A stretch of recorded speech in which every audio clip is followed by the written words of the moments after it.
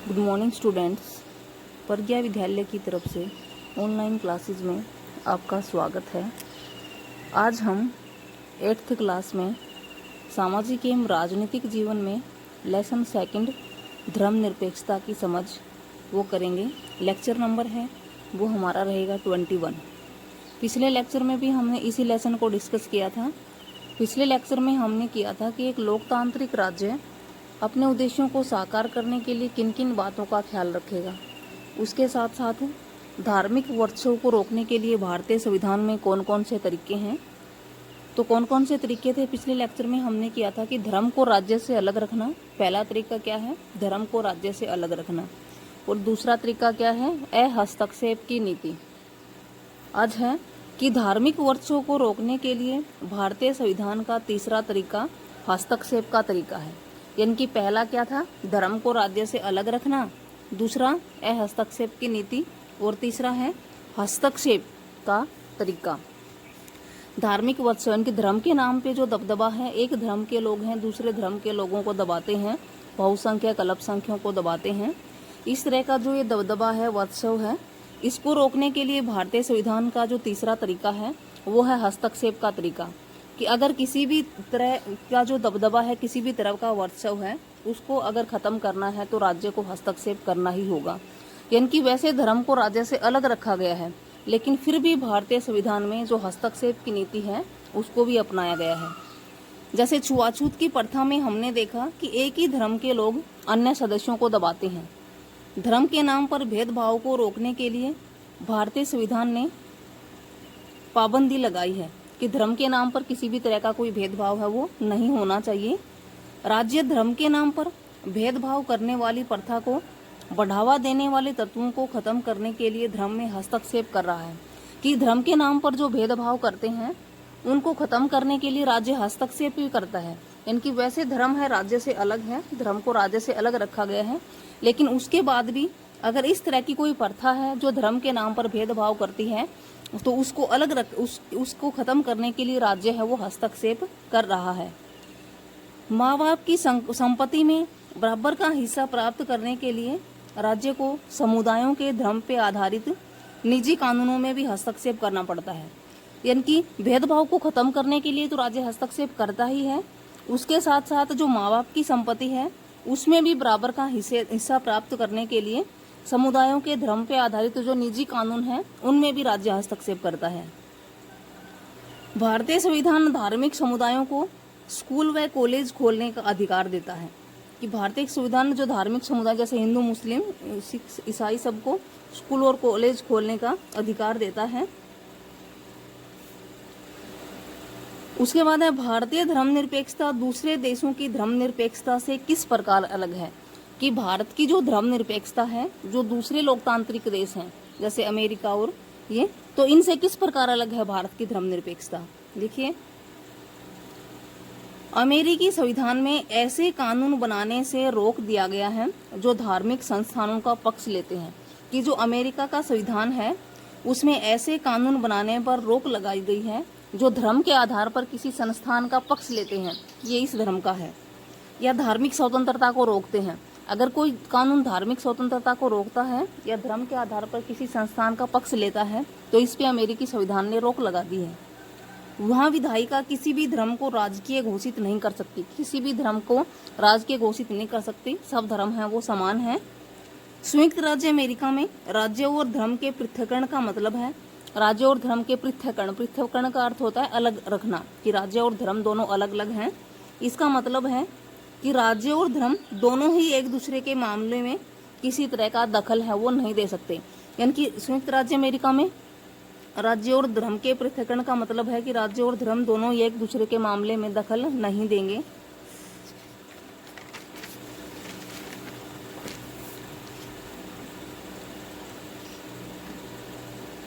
भारतीय धर्मनिरपेक्षता और अमेरिकी धर्मनिरपेक्षता के बीच एक अहम फर्क है कि भारत का जो धर्मनिरपेक्षता है दूसरे देशों की धर्मनिरपेक्षता से किस तरह अलग है। कि भारतीय धर्मनिरपेक्षता और अमेरिकी धर्मनिरपेक्षता दोनों में क्या अंतर है ये देखेंगे हम। क्या फर्क है? कि अमेरिकी धर्मनिरपेक्षता में धर्म और राज्य के बीच स्पष्ट अलगाव है। कि जो अमेरिकी धर्मनिरपेक्षता है, अमेरिकी जो संविधान है उसमें धर्मनिरपेक्षता में क्या है कि धर्म और राज्य दोनों बिल्कुल अलग हैं, स्पष्ट रूप से अलगाव है। धर्म राज्य में हस्तक्षेप नहीं करेगा और राज्य धर्म में हस्तक्षेप नहीं करेगा, जबकि भारतीय धर्मनिरपेक्षता में राज्य को धार्मिक मामलों में हस्तक्षेप करने की छूट दी गई है। कि भारत में भी जो राज्य धर्म है उसको राज्य से अलग रखा गया है, लेकिन उसके बावजूद भी जो धार्मिक मामले हैं उसमें राज्य को हस्तक्षेप करने की छूट है। कि भारतीय धर्मनिरपेक्षता में राज्य और धर्म अलग अलग होने के बाद भी जो राज्य वो हस्तक्षेप कर सकता है, लेकिन अमेरिकी धर्मनिरपेक्षता में राज्य और धर्म बिल्कुल अलग हैं, दोनों एक दूसरे में हस्तक्षेप नहीं कर सकते। देखिए एक बार फिर देखिए कि भारतीय धर्मनिरपेक्षता और अमेरिकी धर्मनिरपेक्षता दोनों से अलग कैसे हैं। कि अमेरिकी धर्मनिरपेक्षता में धर्म और राज्य दोनों अलग अलग हैं, दोनों एक दूसरे में हस्तक्षेप नहीं कर सकते, जबकि भारतीय धर्मनिरपेक्षता में राज्य और धर्म दोनों अलग अलग होने के बाद भी राज्य है वो हस्तक्षेप कर सकता है, धार्मिक मामलों में हस्तक्षेप है वो कर सकता है। उसके बाद है भारतीय संविधान ने छुआछूत को खत्म करने के लिए हिंदू धार्मिक क्रियाकलापों में हस्तक्षेप किया है। जैसे कि भारतीय संविधान में जो धार्मिक मामले हैं उनमें हस्तक्षेप की छूट दी गई है। जैसे कि छुआछूत को खत्म करने के लिए जो राज्य है उसने हस्तक्षेप किया है। इसका अर्थ है कि संविधान में दिए गए आदर्शों के आधार पर राज्य किसी भी धर्म के मामलों में हस्तक्षेप है वो कर सकता है। अगर किसी भी धर्म के इस तरह के मामले हैं तो उनमें राज्य है वो हस्तक्षेप कर सकता है। भारतीय राज्य धर्मनिरपेक्ष है और धार्मिक वर्चस्व को रोकने के लिए कई तरह के काम करता है। कि भारतीय राज्य धर्मनिरपेक्ष यानी सभी धर्मों का सम्मान करता है, सब धर्मों को बराबर समझता है, और धर्म के आधार पर अगर कोई दबदबा है, कोई वर्चस्व है, तो उसको रोकने के लिए कई तरह के काम करता है। भारतीय संविधान अपने नागरिकों को मौलिक अधिकारों का आश्वासन देता है। कि भारतीय संविधान ने मौलिक अधिकार प्रदान कर रखे हैं, अगर उनका हनन होता है, ये मूलभूत अधिकार धर्मनिरपेक्ष सिद्धांतों पर आधारित हैं। कि जो भी मौलिक अधिकार हैं संविधान में, वो मौलिक अधिकार धर्मनिरपेक्ष सिद्धांतों पर, यानी कि किसी एक धर्म के लिए नहीं है बल्कि सभी धर्मों के लिए हैं, धर्मनिरपेक्षता पर आधारित हैं। लेकिन इसका मतलब यह नहीं है कि भारतीय समाज में इन अधिकारों का उल्लंघन बंद हो गया है, बल्कि वास्तव में ऐसे उल्लंघनों की वजह से ही हमारे सामने संवैधानिक व्यवस्था की जरूरत बनी हुई है। कि धर्मनिरपेक्षता पर आधारित सब धर्मों को बराबर रख के ये सिद्धांत बनाए गए हैं, लेकिन उसके बाद भी इनका उल्लंघन है वो बंद नहीं हुआ है। वास्तव में जो इस तरह के उल्लंघन हैं उनके लिए हमें संवैधानिक व्यवस्था है उसकी जरूरत होती है। इसी तरह का एक उदाहरण है कि फरवरी 2004 में फ्रांस में एक कानून बनाया गया था। यहाँ पे क्वेश्चन क्या रहेगा, फ्रांस में कानून कब बनाया गया? फरवरी 2004 में।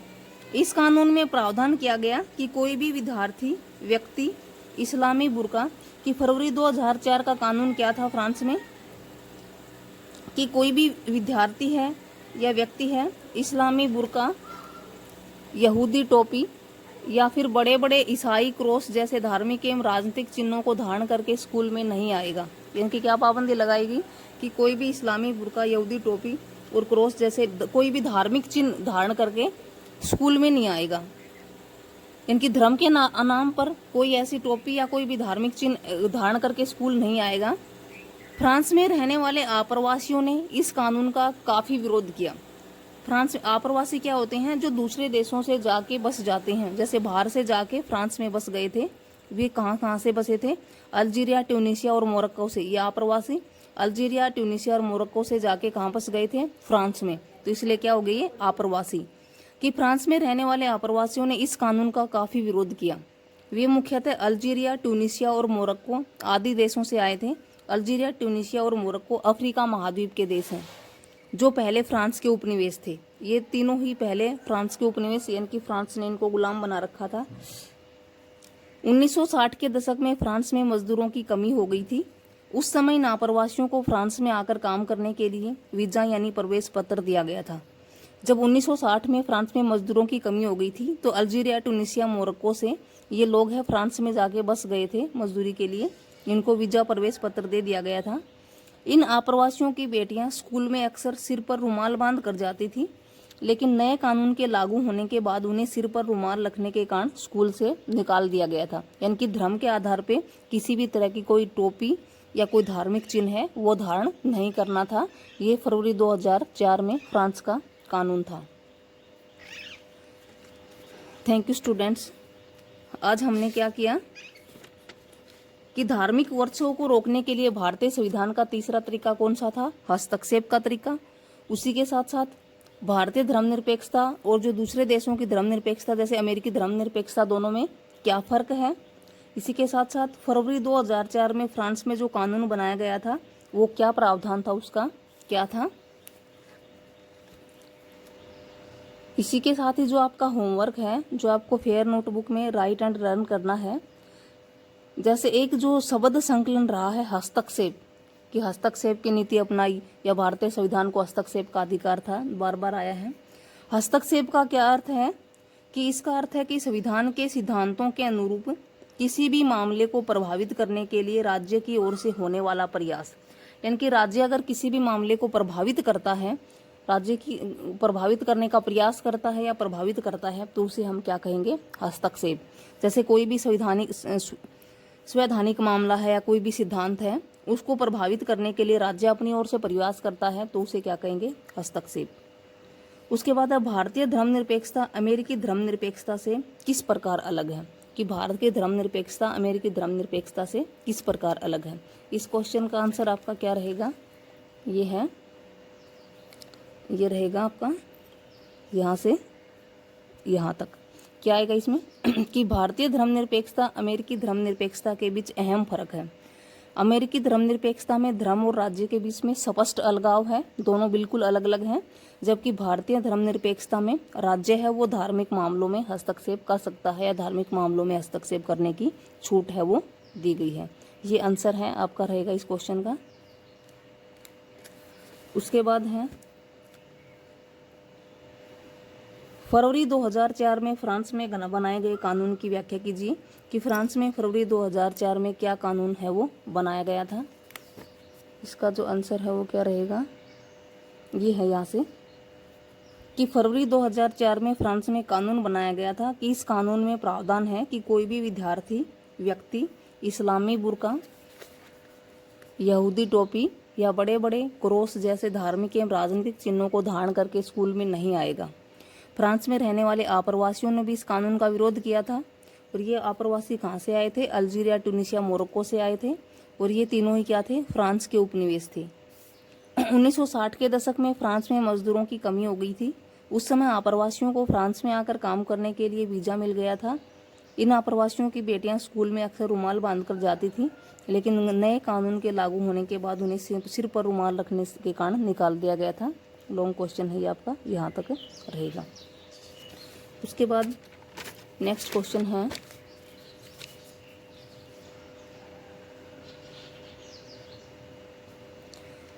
भारतीय राज्य धर्म से फासला भी रखता है और उसमें हस्तक्षेप भी करता है। जैसे हमने किया कि भारतीय संविधान में राज्य को धर्म से अलग रखा गया है।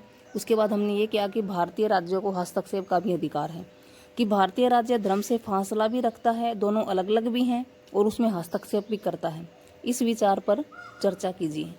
देखिए कि भारतीय राज्य का धर्म से फासला, कि भारतीय राज्य धर्म से फासला रखता है। कौन से विचार इसको? कि भारतीय राज्य किसी एक धर्म को समर्थन नहीं देता है, किसी एक धर्म को नहीं मानता है, सभी धर्मों का सम्मान करता है।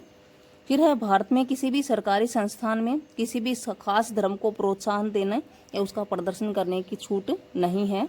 ये जो पॉइंट हैं वो दिखाते हैं कि भारतीय राज्य का धर्म से फासला है, दोनों अलग हैं। उसके बाद है भारतीय राज्य का धर्म में हस्तक्षेप, कि भारतीय राज्य है वो धर्म में हस्तक्षेप भी करता है। इसमें है कि धर्म के नाम पर भेदभाव को रोकने के लिए भारतीय संविधान ने छुआछूत पर पाबंदी लगाई है, कि छुआछूत की जो प्रथा है उसको खत्म करने के लिए राज्य है उसने हस्तक्षेप किया है। फिर माँ बाप की संपत्ति में बराबर हिस्से के अधिकार के लिए भी राज्य को समुदायों के धर्म पर आधारित निजी कानूनों में हस्तक्षेप है वो कर सकता है। ये दोनों ही पॉइंट हैं वो ये दिखाते हैं कि भारतीय राज्य का धर्म में हस्तक्षेप है। यानी कि यहाँ पे ये भी दिखाया गया है कि भारतीय राज्य धर्म से अलग भी है और भारतीय राज्य धर्म में हस्तक्षेप है वो भी करता है। Thank you students.